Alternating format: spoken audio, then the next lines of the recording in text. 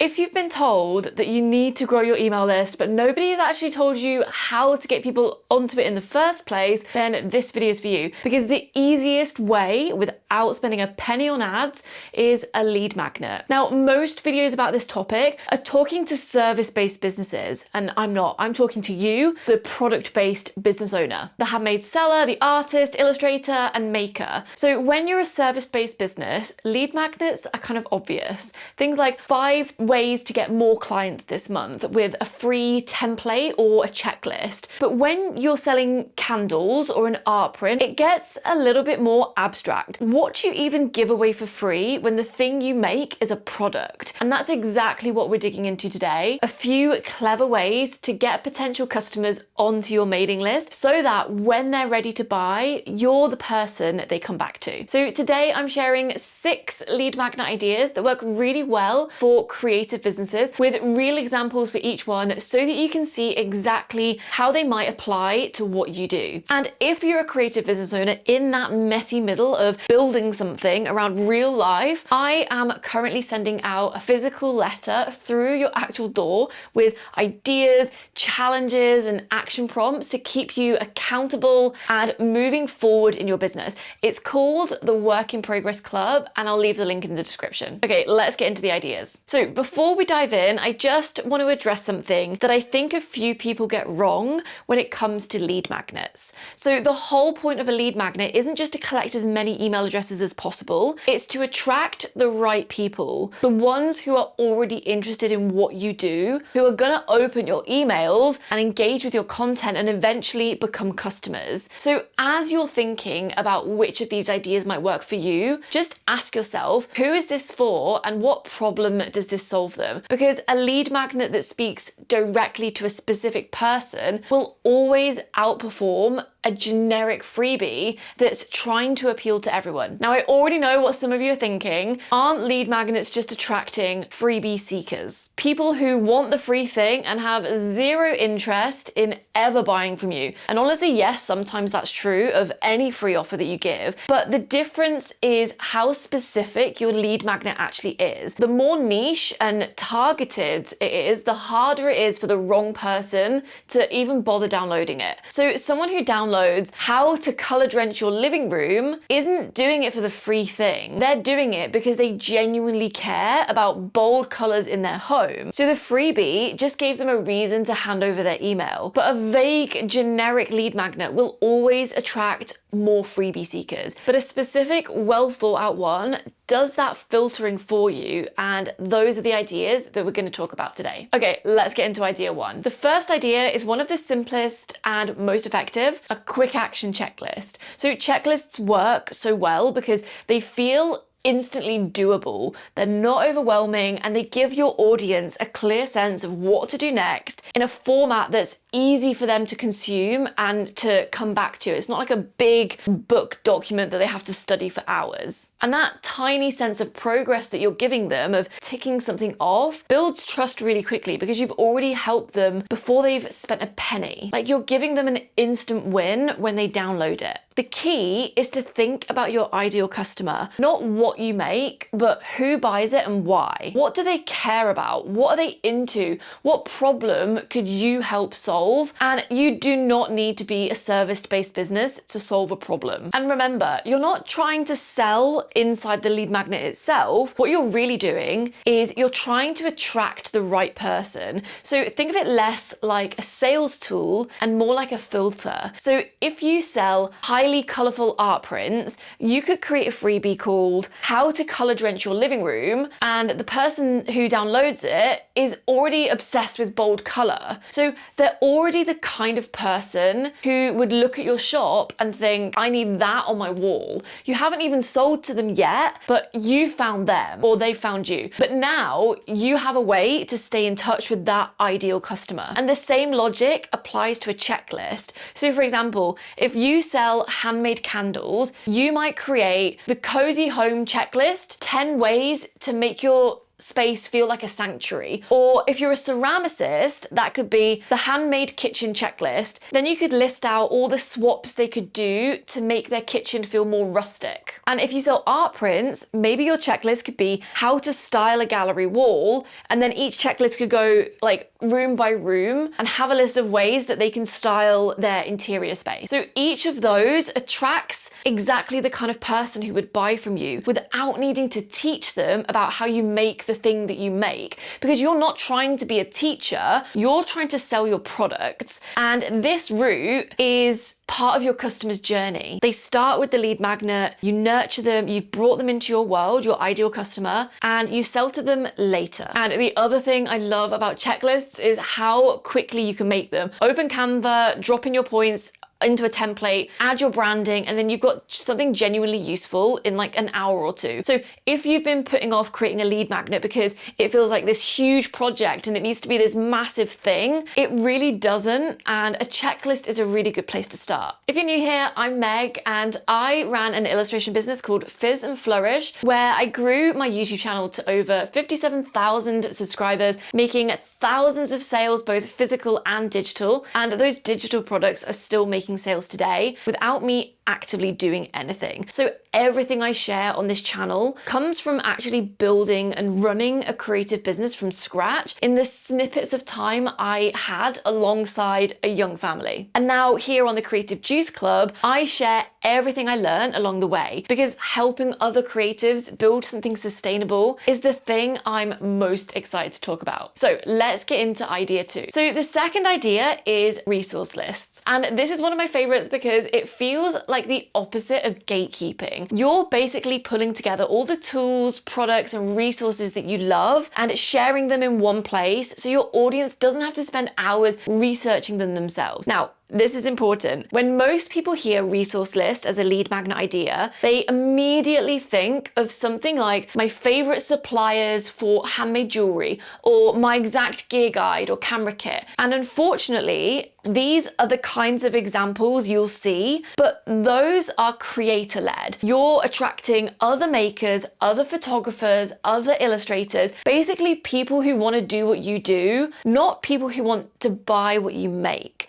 So the reframe is simple. Instead of going down the route of sharing what you use to make your work, you share everything your ideal customer needs to enjoy, share, or love the thing that you make. For example, a textile artist might create my favorite things for a cozy home, the products I actually love and use. Then a stationery designer could have something about their desk setup, my favorite tools, products, and makers for a beautiful workspace. And a jewelry maker might share how they style their jewelry with other outfits, like brands that they use and handbags and shoes. And you might be thinking, but all I'm doing there is pointing to other people's products, like clothing brands, handbags. Like, what does that have to do with selling my jewelry? And that's a fair thought, but remember, the whole point is to gather your ideal customer onto your mailing list. You're not trying to sell them your jewelry inside the lead magnet. You're just showing them the whole picture and the aesthetic and the lifestyle and the general like vibe of your shop. And if someone downloads that resource because they love the look that you've put together, they're almost certainly going to love the jewelry collection that you offer. So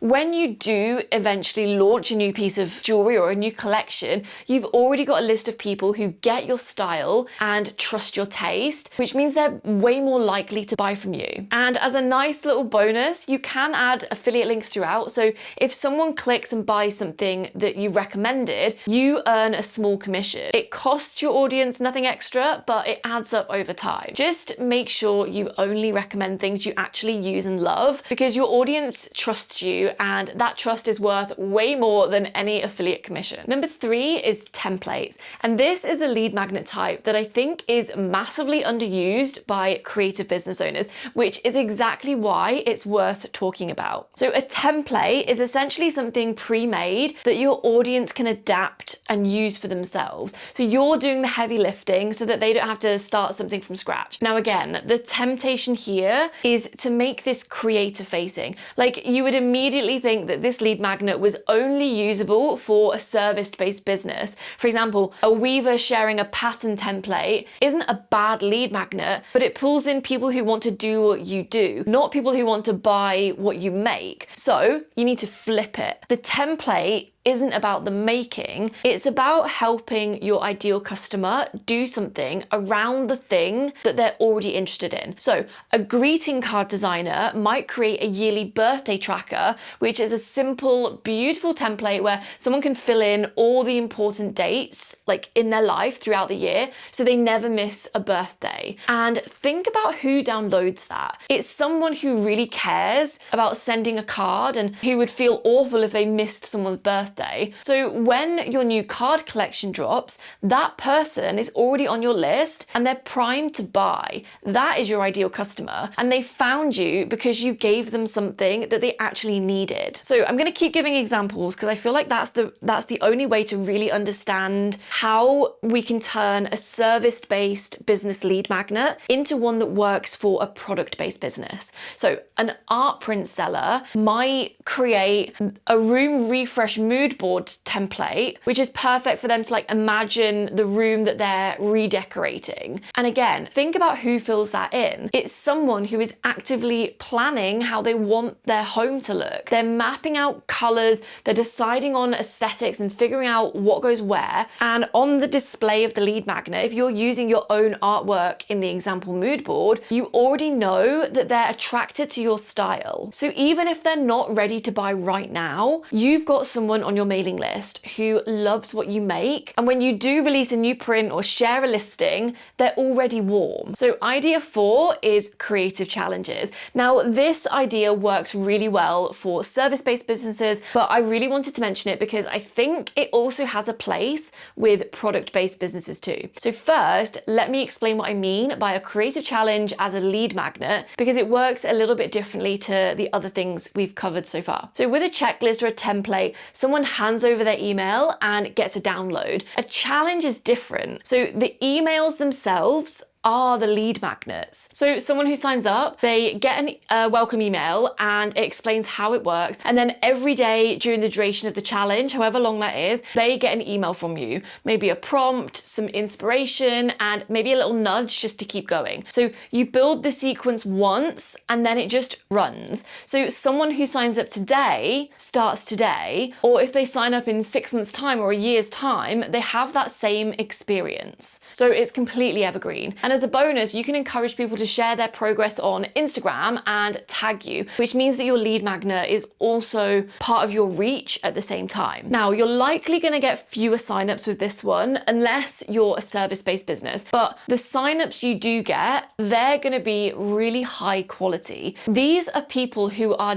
deeply embedded in your niche and who care enough to commit to a challenge. And that kind of person on your mailing list is incredibly valuable. These are your most engaged people and you're most likely to buy. So creative challenges. The key reframe here, same as before, is that the challenge isn't for makers, it's for your buyer. A 7-day home styling challenge from an art print or homeware seller. You could do a different room or like a corner of each room to style each day with prompts and inspiration. The person who signed up for that is someone who genuinely cares about how their home looks and feels, and that's not just a casual browser. They're really interested in that topic and they're interested in your version of that topic. And that is exactly the person who is going to buy your work. So let's go back to someone who makes stationery, because I know a lot of you create stationery as illustrators. So you could create a 7 days of gratitude challenge where you prompt someone to write something down that they're grateful for each day with a different journaling prompt to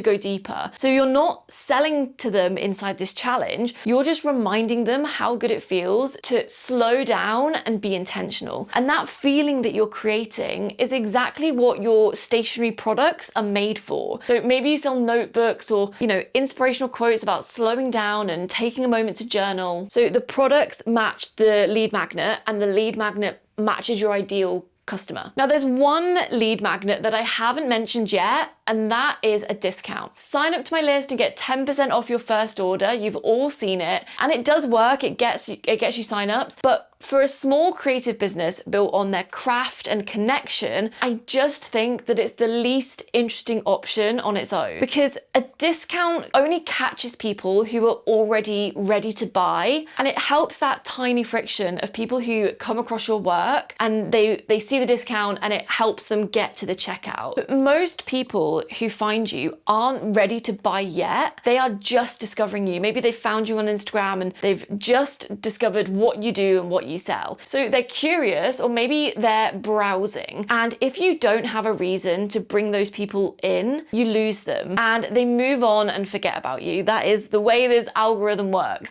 But a good lead magnet catches people at that early stage before they're ready to buy. Now, I'm not saying don't have a discount as a lead magnet, because for someone who's already on your website looking at products, a 10% code, maybe like a pop-up comes up if they're browsing and it says 10% off your first order, that makes total sense. But it doesn't have to be your only lead magnet. You can have as many as you want. Your website might have the discount for people who are already primed to buy, but then on Pinterest or in a YouTube video, the people that haven't made it onto your website yet, or even on Instagram, you're sharing your checklist or your template, and you're catching those people who aren't ready to land on your website just yet. Number 5 is a gift guide. So the idea is simple. You create a beautifully designed downloadable guide themed around a specific occasion or a feeling or a type of person, and you fill it with gift ideas that your ideal customer would love. So maybe it's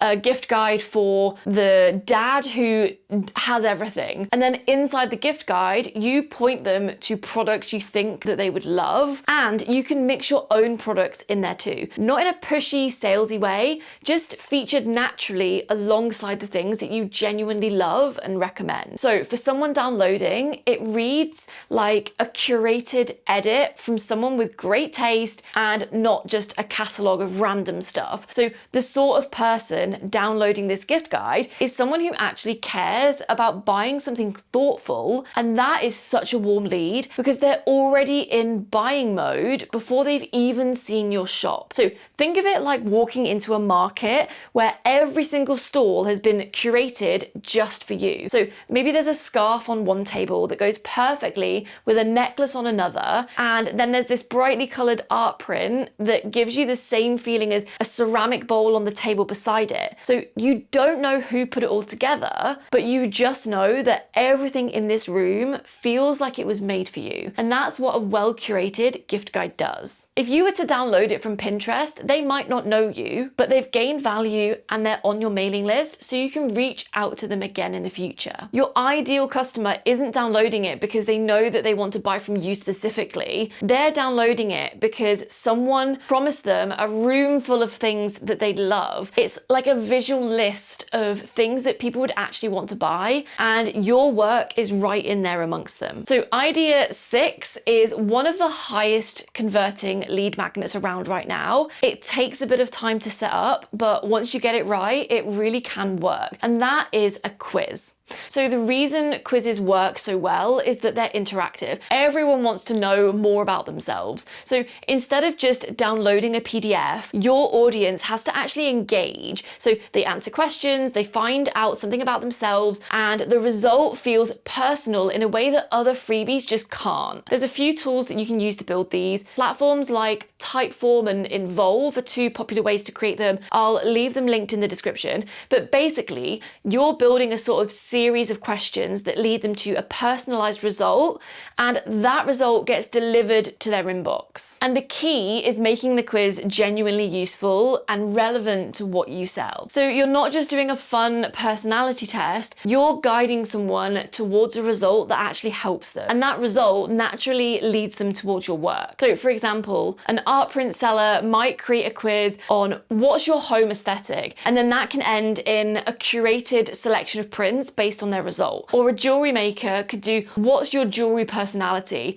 which is fun but also leads them to a product recommendation that's tailored to their style. And that lands in a completely different way directly to a PDF download.